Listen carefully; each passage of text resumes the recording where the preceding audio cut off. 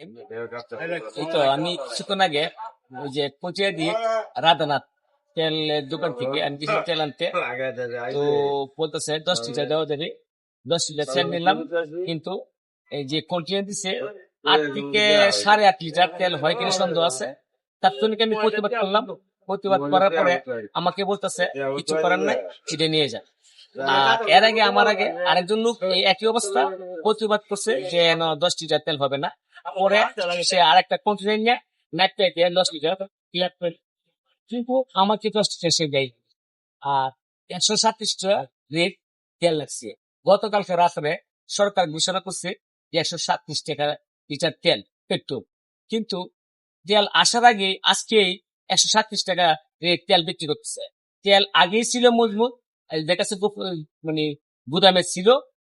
এইভাবে এরা সিন্ডিকেট করে মূলত সরকারকে ভোটটা ফলাবার জন্য এটা একটা ষড়যন্ত্র। আমি চাই সচেতন মহল যারা আছে এই বিষয়টা একটু খেয়াল করবেন, কারণ একজন অফিসার থাকা সত্ত্বেও যদি এইভাবে মানুষকে একজন সরকারি ট্যাক অফিসার বিজয় নামে লোক, উনি বসা থাকা সত্ত্বেও ওনাকে আমি বলছি যে এখানে তেল কম বলতেছে, কিছু করার নাই জানগা। সরাসরি আমাকে বলছে জানগা, আমি না এখানে 10 লিটার হবে না, এখানে 8 থেকে 8.5 লিটার তেল হবে। এই অবস্থা হইলে জনগণ কই যাবে? কাদের কাছে বিশ্বাস করবে? একজন অফিসার যদি দুর্নীতিগ্রস্ত হয়ে যায়, তো এই যে তেল যারা বিক্রেতা এরা কি করবে?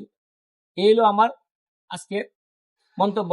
এগুলি হইলে তো দেশ অতি শীঘ্রই দেশ অন্যদিকে উঠবে। এই বিষয়টা আমি প্রশাসনের দৃষ্টি আকর্ষণ করছি, বিশেষ করে আমাদের কটিয়াদি থানার যে থানার ভারপ্রাপ্ত কর্মকর্তা, উনি খুবই ভালো লোক। উনি নিকলি চাকরি করেছে, উনি খুবই ভালো লোক, সৎ লোক। আমি চাই উনি এই বিষয়টা গুরুত্ব সহিত হোক এবং এসপি মহোদয় এই ঘটনাটা একটু তদন্ত করুক, এবং আমাদের যে কোটি থানার টিউনো স্যার আছে উনিও যদি বিষয়টা এখনই দেখে, এই মুহূর্তে যদি যাই